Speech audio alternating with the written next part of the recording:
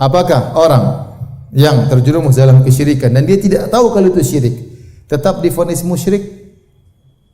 Maka kita katakan kondisinya ada dua.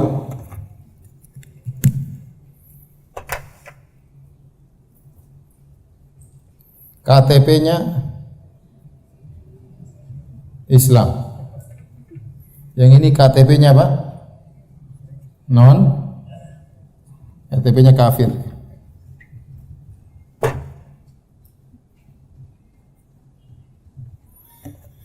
Bagaimana kalau KTP-nya memang kafir? KTP-nya memang kafir. Contoh seperti orang-orang di pedalaman Irian Jaya, di pedalaman Papua. Banyak di antara mereka nyembah arwah, mereka juga bukan orang, mereka tidak tahu tentang Islam sama sekali. Ya, tidak sampai internet kepada mereka. Mereka menyembah ruh. Nah, apakah mereka dikasih uzur?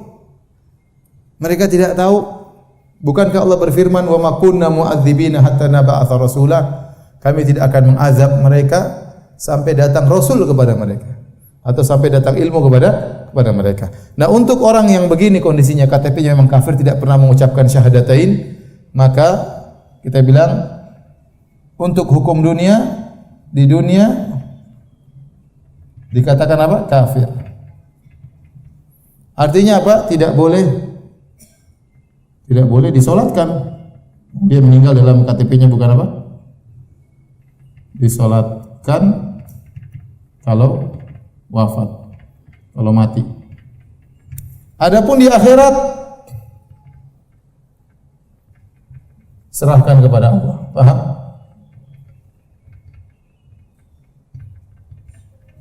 Paham? Dia di dunia tidak boleh. Ya, dia orang musyrik di dunia. Tapi bagaimana hukum dia di akhirat kita enggak tahu. Karena memang ilmu belum sampai kepada dia. Paham? Paham tidak? Kalau kita ketemu orang di pedalaman Papua, tahu-tahu dia meninggal, kita salatkan atau tidak? Tidak. Lihat KTP-nya, ternyata KTP-nya enggak ada. Kita tahu dia bukan orang Islam. Ya sudah, kita enggak salatkan. Apakah dia pasti neraka? Kita bilang kita enggak tahu. Karena Allah tidak akan mengazab kecuali setelah Allah mengirimkan apa? Hujjah. Allah tidak ada yang pernah mendakwahi dia. Allah akan uji dia nanti dengan cara Allah Subhanahu wa taala. Tapi di dunia kita bilang dia apa? Kafir. Nah, sekarang KTP-nya Islam. KTP-nya Islam. Nah, kalau dia melakukan kesyirikan dilihat, ya. Dia tahu, dia ngerti. Ini dia tidak ngerti. Kalau dia udah ngerti tetap melakukan, maka ini kafir di dunia dan di akhirat. Dia udah ngerti, kemudian melakukan kesyirikan, maka gugur syahadatainnya. Kafir, selesai. Kalau dia tidak ngerti, ya, maka diberi uzur.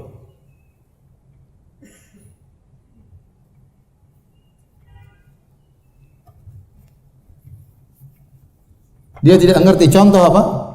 Baru masuk Islam.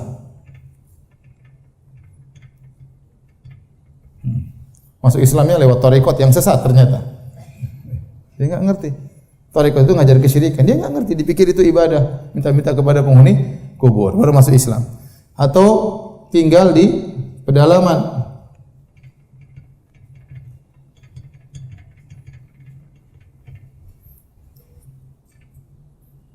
Tinggal di tempat banyak syubhat.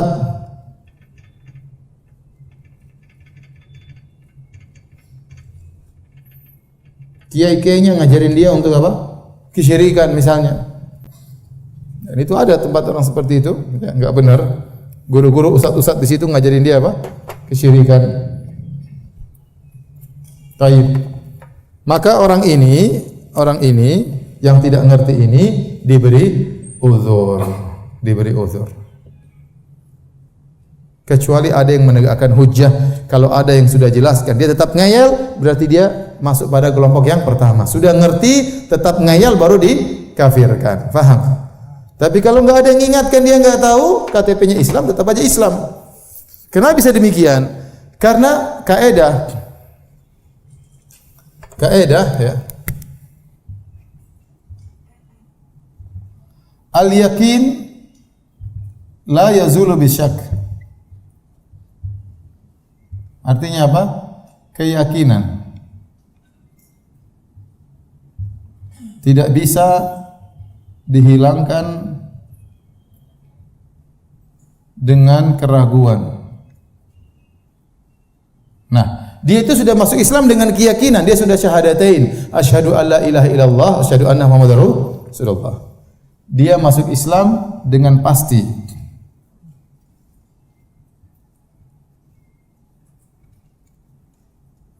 Maka untuk mengeluarkannya dari Islam,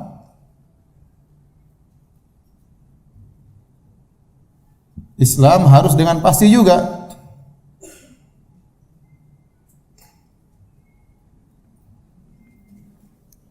Ya, harus dengan pasti juga. Nah, kalau dia jahil tidak ngerti berarti belum apa? Belum pasti. Dia tidak tahu kalau itu kesalahan. Bukankah kalau orang tidak ngerti tidak berdosa? Dia tidak ngerti.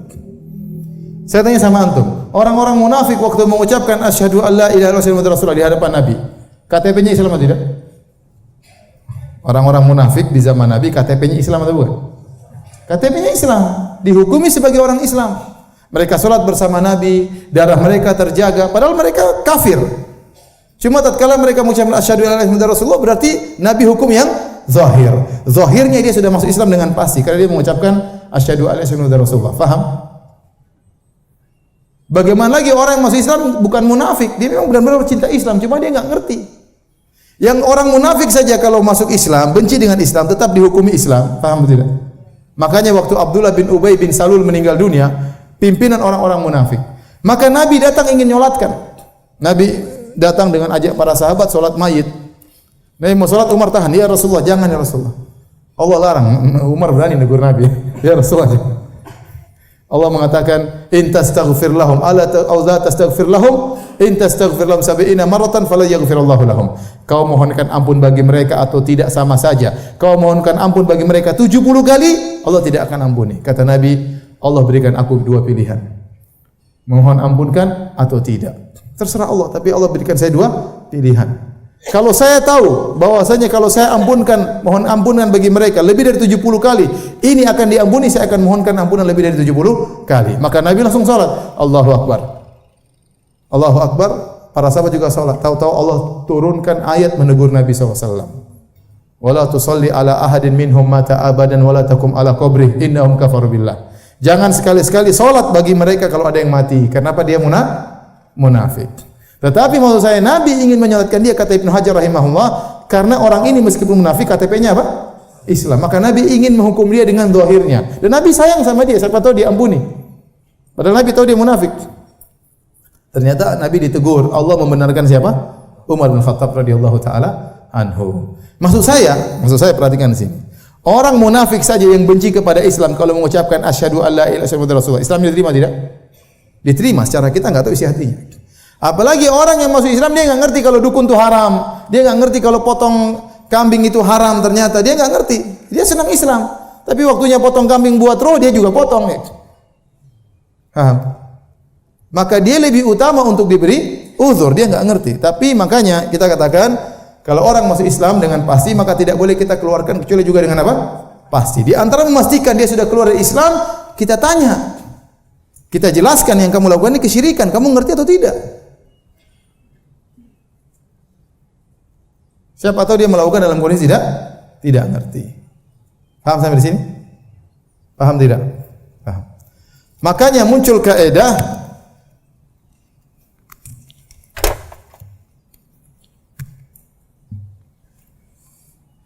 tidak semua yang melakukan kekafiran otomatis kafir. Paham? Tidak semua yang melakukan kekafiran otomatis apa? Kafir. Tidak semua yang melakukan kesyirikan otomatis apa? Musyrik. Tidak semua. Bisa jadi melakukan kafirin dia enggak ngerti. Lihat orang yang saking gembiranya dia mengatakan, Allahumma anta abdi wa ana rabbuk. Ya Allah, saya bersyukur engkau hambaku, aku Tuhanmu ya Allah. Bayangkan. Kata Nabi, akhta'a min syiddatil farah. Sungguh dia salah Karena saking apa? Gembiranya. Nabi juga bercerita tentang seorang, inna mimman kana qablakum, ya, lam ya'mal khairan qat illa tauhid. Ada dahulu orang sebelum kalian, dia tidak punya kebaikan kecuali tauhid. Waktu dia mau meninggal, dia saking banyak maksiat, dia takut, dia kumpulkan anak-anaknya. Dia bilang, wa idza mittu faharriquni. Kalau aku meninggal, tolong bakar aku wahai anak-anakku. Sampai aku menjadi arang, thummat hanuni, kemudian tumbuh aku sampai aku jadi debu. Sumadruni fil yammi wa fir rih. Kemudian lemparkan debukulah di lautan dan lemparkan di angin supaya debuku tersebar sana sini. Kemudian dia berkata la in qadarallahu alayya, kalau Allah mampu membangkitkan aku, la yu'adzibannani adaban la yu'adzibuhu ahadan minal alamin. Kalau Allah mampu membangkitkan aku, Allah akan mengadabku dengan adab yang pedih. Perhatikan di sini. Dia bilang kalau Allah mampu membangkitkan aku. Orang ini ragu dengan kekuasaan Allah atau tidak? Dia ragu. Makanya dia bilang, siapa tahu saya dibakar gini Allah tidak bisa bangkitkan saya. Padahal ragu tentang kemampuan Allah membangkitkan manusia itu kekufuran. Iya atau tidak? Ya. Siapa yang ragu-ragu bahwasanya ada hari kiamat enggak ya? Allah bisa bangkitkan saya. Berarti ragu dengan kekuasaan Allah, itu kekufuran. Tapi apakah orang ini masuk neraka? Jawabannya tidak. Allah bangkitkan dia, kata Allah, ya ardu ijma'i ma fiki minhu, wahai bumi kumpulkan orang ini. Kemudian datang hidup di depan Allah, kata Allah, ma hamalaka ala dzalik. Apa yang buat kau berwasiat untuk membakar dirimu? Kata orang ini, khasyataka ya Rabb, saya takut dengan Engkau ya Allah, kalau saya dibangkitkan akan diadab. Maka Allah ampuni dia. Paham? Orang ini sudah terjerumus dalam kekufuran, meragukan apa? Kemampuan Allah, kekuasaan Allah untuk membangkitkan. Tapi apakah dia kafir? Jawabannya tidak. Dia enggak ngerti. Dia enggak ngerti. Jadi tidak semua orang yang terjerumus dalam kekufuran otomatis jadi apa? Kafir. Harus ada penegakan hujjah. Kalau sudah hujjah ditegakkan, baru divonis apa? Kafir. Beda kalau orang sudah asalnya non muslim, ya sudah dia kafir memang asalnya. Ya. Ini kita bicara tentang orang Islam yang sudah masuk Islam dengan pasti. Tidak boleh kita keluarkan dia dari Islam kecuali dengan apa? Kepastian juga. Maksud saya hati-hati, jangan mudah mengatakan orang apa? Kafir, kafir ya. Enggak boleh. Enggak boleh.